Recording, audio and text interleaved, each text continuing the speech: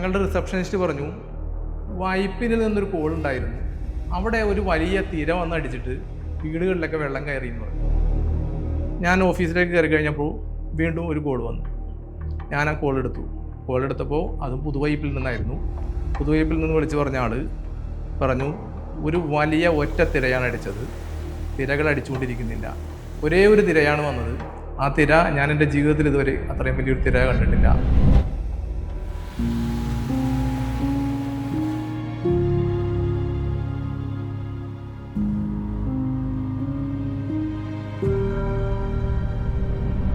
Tsunami എന്ന് പറഞ്ഞാൽ നമ്മ ആദ്യമായിട്ട് കാണുന്നു. വെള്ളമാണ് വന്നെങ്കിൽ നിൽക്കാം. ഈ കല്ലും മണ്ണും ഇവിടെ ഉള്ള വേസ്റ്റുകൾ, തടിക്കഷ്ണങ്ങൾ, ഇതൊക്കെ നമ്മുടെ മേത്ത് വന്ന് അടിക്കുന്നു. നേരം കൊണ്ട് 10 മിനിറ്റ് ആയിട്ടില്ല. ഒറ്റ കടൽ മാത്രം, അത് ഭയങ്കര പൊക്കത്തിൽ മുകളിൽ കൂടെ. അപ്പോൾ ലൈനിൻ്റെ മുകളിൽ കൂടി ഇങ്ങനെ മറിഞ്ഞിപ്പുറം വീണു. അപ്പോൾ അവിടെ ഒരു ചെറിയ 4 കാലുള്ള പെട്ടിക്കടയുണ്ടായിരുന്നു, അതെൻ്റെ പേരുടെ മുകളിൽ കൂടി ഇപ്പുറം വന്നു. കുഞ്ഞിനിങ്ങനെ പിടിച്ച്, മകൾ തന്നെയാണ് പിടിച്ചിങ്ങനെ, ഞങ്ങൾ എല്ലാവരും കൂടെ വട്ടം കെട്ടി പിടിച്ച് നിന്ന് പേരക്കാൻ. അപ്പോൾ വെള്ളം ഇതിലൊക്കെ ഒഴുകായിരുന്നു. സുനാമിക്കൊക്കെ ഒഴുകി തോട്ടിലൊക്കെ വന്ന് ഞാൻ അന്ന് മരിക്കണ്ടേന്. ഒരു നൂലോടി വടക്കോശം കേൾക്കണം, ഒരാള് ചോര ഒഴുകി വന്ന് ഒരാളെ താങ്ങിക്കൊണ്ട് വരുന്ന ആളെ ആരാന്നറിയാൻ വേണ്ടി ചെന്ന് നോക്കിയപ്പോ എൻ്റെ അനിയനാണ്. ഞാൻ മണ്ണിലിട്ട് പൂണ്ടുപോയി മുഖം മാത്രം എൻ്റെ പുറത്ത് കാണുന്നുള്ളൂ. അച്ഛനും അമ്മയെ കൂടെ കടൽ കയറി ഇങ്ങനെ ഒഴുകുകയാണ്. അന്നേരത്തെ ഞങ്ങൾ വേറെ മൂടോട്ട് ഇതിലും വലിയ വഞ്ചൊക്കെ അവിടെ നിന്ന് വെച്ചിട്ടുണ്ട്. ഇതൊക്കെ കടലെടുത്ത് അടിച്ച് കളഞ്ഞ് മിനിറ്റ് നിൽക്കണമെങ്കിൽ വൈകുന്നേരം അത്ര ഒഴുക്കാൻ. ഞാനിവിടെ നിന്ന് തിരിഞ്ഞു നോക്കിയപ്പോ വെള്ളം തെറിച്ചതേ ആ തെങ്ങിൻ്റെ ഒപ്പം ഇങ്ങനെ കയറി വന്നു. മോളെ, അമ്മ പോയടി മോളെ. എപ്പോഴും പേടിയാണ്. ഇങ്ങനെ കടലിൻ്റെ ഒച്ച കേൾക്കുമ്പോൾ തന്നെ പേടിയാണ്. പിന്നെ നമ്മ പേടിച്ചിട്ട് കാര്യമില്ലല്ലോ.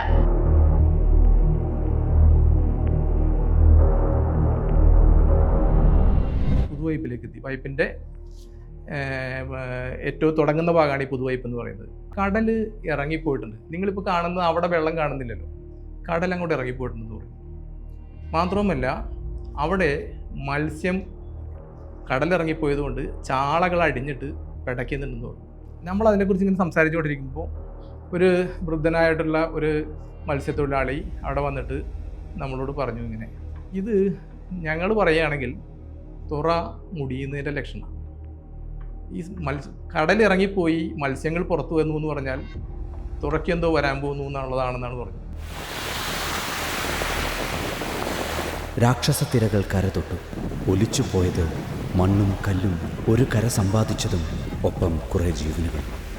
കണ്ണിൽ കണ്ടതെല്ലാം തുടച്ചെടുത്ത് തീരത്തെ ചിന്ന ഭിന്നമാക്കി കടലമ്മ കലി തുള്ളി. ഒരു ജനതയെ അനാഥമാക്കി ആ തിര തീരം വിട്ടു. അപ്പുറത്തെ വീട്ടിലെ പെണ്ണ് എന്ന് പറഞ്ഞ് വെള്ളമൊക്കെ അങ്ങ് പടിഞ്ഞിട്ട് പോയിട്ട് ചാള മീൻ ഇങ്ങനെ കരപ്പ് വന്നേക്കണം, എടുക്കാൻ പോവാന്ന് ചോദിച്ചു. ഞാൻ പോയില്ല. കുട്ടികളൊക്കെ കക്കെടുക്കാൻ വേണ്ടിയിട്ട് ഇങ്ങനെ ഓരോ സാധനങ്ങൾ കണ്ടിട്ട് ഇങ്ങനെ ഇറങ്ങി പോകുന്നു. അപ്പോൾ എന്തോ ഒരു തഞ്ചപ്പഴവ് പോലെ ഞങ്ങൾക്ക് തോന്നി. അപ്പോൾ കുട്ടികളെ കരക്കിലൊക്കെ കയറ്റി. ഞാൻ മക്കളോട് പറഞ്ഞു, എന്തോ പ്രശ്നമുണ്ട് മക്കളെ.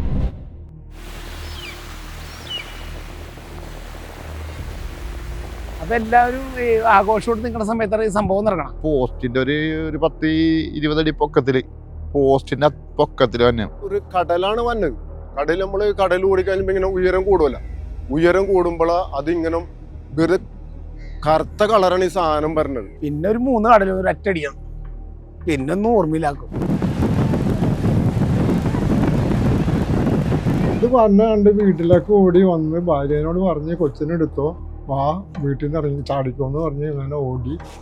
ഈ വീട് രണ്ടാമത്തെ വീട് കഴിഞ്ഞ് അപ്പുറത്തൊക്കെ ചെല്ലലും ഇവിടെ ഒരു സൗണ്ട് അങ്ങോട്ട് കെട്ടി. സൗണ്ട് കെട്ടിയെന്ന് നോക്കുമ്പോൾ ഇങ്ങനെ വെള്ളം അങ്ങോട്ട് കുത്തി വെച്ചത് വേണം. 2 മരങ്ങൾ അങ്ങനെ തന്നെ മറിഞ്ഞു വീണു. അപ്പോൾ ഈ കാർണിവലിന് വേണ്ടി അവിടെ ബൈക്ക് റേസും മറ്റുമൊക്കെ ഉണ്ട്, അതുകൊണ്ട് ആംബുലൻസ് കൊണ്ട് നിർത്തിയിട്ടുണ്ടായിരുന്നു. ഈ ആംബുലൻസ് ഞങ്ങൾ നോക്കുമ്പോൾ അങ്ങനെ തന്നെ പൊങ്ങിയിട്ട് വെള്ളം അടിച്ച് കൊണ്ടുപോയിട്ട് ഈ ലൈറ്റ് ഹൗസിൻ്റെ ഭിത്തിയിൽ അടിച്ചിട്ട് തകർന്ന് വീഴുന്നതാണ്. നമ്മുടെ കിഴക്കല ഒരു കൊച്ചി അവിടെ നിന്ന് കുളിക്കണ്ടായിരുന്നു പൈപ്പിനടുത്ത്. ആ കൊച്ചാണ് മിസ്സായത്. ആ കൊച്ചു ഒഴുകിപ്പോയി. പിന്നെ ഇവിടെ എന്തൊക്കെ നടന്ന് നമുക്കൊന്നും പറയാൻ പറ്റാത്ത സ്ഥിതിയാണ്. പിന്നെ ചെന്ന് കാണുന്നത് അനിയൻ്റെ വഞ്ചി വന്ന് ഇടിച്ച് കാല് ഓരോ വീടുകളിൽ നിന്നുള്ള നിലവിളികൾ കേൾക്കാൻ തുടങ്ങി. ചിലർ കുട്ടികളെയൊക്കെ എടുത്ത് ഓടി വരുന്നു, ചിലർ സാധനങ്ങളൊക്കെ എടുത്തു മാറ്റുന്നു.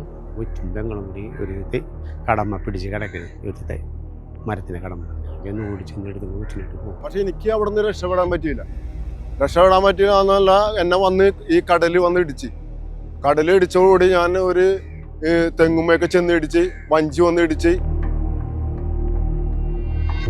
അമ്മ എന്നെ പിടിക്കമ്മേന്ന് പറഞ്ഞ് വല എൻ്റെ കാലിൽ നിന്ന് ഊട്ടി ഈ കല്ലട്ടിന്ന് അങ്ങോട്ട് ചാടി അങ്ങോട്ട് വീഴലും ഈ വെള്ളം വന്ന് ഞങ്ങളുടെ അമ്മയുടെയും മക്കളുടെ മേത്താണ്.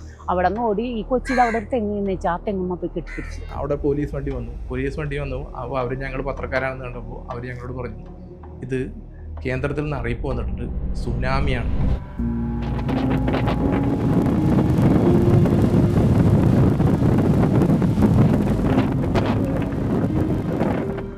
പിന്നെ ഒരു അടക്കാർന്ന് പിടിച്ച് കിടന്നു, എന്തോന്നാലും വിടണമെന്നും പറഞ്ഞിട്ട്. വേണ്ട ഞങ്ങളുടെ മക്കളുടെ ഭാഗ്യമാണ് ഈ പുള്ളി ആ സമയത്തൂടെ എത്തിയത്. അവിടെ പോയി എല്ലാത്തിനെയും കൂടി അപ്പുറത്തെ വീട്ടിലൊരു കുട്ടീനെയും ഞങ്ങളുടെ 2 കൂടി ഇങ്ങനെ എടുത്തുകൊണ്ട് വന്നു, 3 കൂടി. പിള്ളേരൊക്കെ ഏത് വഴിക്കാണ് പോയാൽ ഇവിടുത്തെ ഹസ്ബൻഡിൻ്റെ അമ്മ ഏത് വഴിക്കാണ് പോയെന്നൊന്നും അറിയാൻ പറ്റാണ്ടായിരുന്നില്ല. അതല്ലേ നമ്മുടെ മക്കൾക്കൊക്കെ ഒരു വിവാഹത്തിന്റെ കാര്യമൊക്കെ ഒരു ഭാരം തരണില്ല. തീരദേശമാണെന്ന് പറയുമ്പോൾ ആളുകൾക്ക് പേടി. അപ്പം അങ്ങനത്തെ ഒരു കാലം വന്നപ്പോഴും നമ്മ ആലോചിക്കണം ശരിയാണ് എന്നുള്ള ഒരു വിഷമം. അപ്പം അതിൻ്റെയൊക്കെ ആ ബുദ്ധിമുട്ട് നമ്മ ഇപ്പോഴാണ് അനുഭവിക്കണം. എന്തെങ്കിലും ചെയ്യണം, എന്തെങ്കിലും വിധി എന്തായാലും ഈശ്വരനൊരു വിധി കാണിച്ചു തരായിരിക്കും. ഒരു വണ്ടി വരൂല, പിന്നെ ഒരു അപകടം പറ്റിയൊന്നും കൊണ്ടുപോകാൻ പറ്റൂല. പിന്നെ ഒരു മനുഷ്യനാണ് എപ്പോഴും ഒരു പോലെ ഇരിക്കുമല്ലോ, ഒരു പ്രായമായി അല്ലെങ്കിൽ ഒരാളെ എടുത്തുകൊണ്ടുപോകണമെങ്കിൽ ഇവിടെ നിന്ന് അവിടം വരെ എടുത്തുകൊണ്ടുപോകണം. എടവനക്കാട് പഞ്ചായത്ത് ഒരു സുനാമി ബാധിത പ്രദേശമായിട്ട് പ്രഖ്യാപിച്ചു സർക്കാർ. ഒരു 12.5 കോടി രൂപ സർക്കാരിന് പ്രഖ്യാപിച്ചിട്ട് 12 കോടി ഈ പഞ്ചായത്തിൽ വന്നു. ഈ പഞ്ചായത്ത് ഈ 12.5 കോടി രൂപ ചിലവാക്കിയില്ല. ഈ 2 റോഡുകളും ഈ സുനാമിയിൽ ഫണ്ടിൽപ്പെടുത്തി പണിതില്ല. ഞങ്ങളെ പറ്റിച്ച്, രാഷ്ട്രീയ വൃത്തങ്ങൾ ഞങ്ങളെ പറ്റിച്ച്.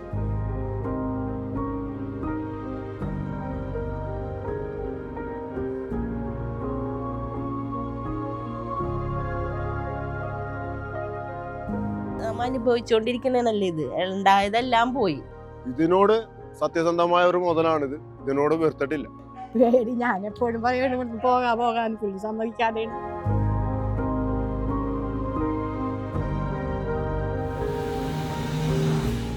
ആകെ വന്ന കുട്ടി വീണേന് ഇതേ അപ്പൊ എല്ലാം പോയി. എല്ലാം ഒരുപാട് നഷ്ടങ്ങളുണ്ടായി. എന്ത് ചെയ്യാനായിട്ട് അതുപോലെ ഇനി വരല്ലേ ദൈവമേ എന്ന് പ്രാർത്ഥിക്കാം. പേടി എന്തെങ്കിലും കടലമ്മ ചതിക്കൂല എന്നൊരു തോന്നൽ അങ്ങനെ ഉള്ളിൽ നിൽക്കുന്നുണ്ട്. കടലായിരുന്നു ഇവർക്കെല്ലാം ജീവിക്കാൻ താങ്ങായത്, വിശപ്പടക്കാൻ വഴിയായത്. രാപ്പകലില്ലാതെ അവർ കടലിനെ കണ്ടു, ആയിരമ്പം കേട്ടുറങ്ങി. എന്നും ഈ തിരകളെ താണ്ടി ജീവിക്കുന്നവർക്ക് ഇനി എന്തു വരാനായെന്നായിരുന്നു. ഇപ്പോഴും കടൽ കയറുമ്പോഴെല്ലാം ഉപ്പുവെള്ളം കാലടിയിലെത്തും. വഴിയില്ലാതെ, ആരും തിരിഞ്ഞു നോക്കാനില്ലാതെ ഈ ജനത ഇവിടെ കഴിയുന്നു.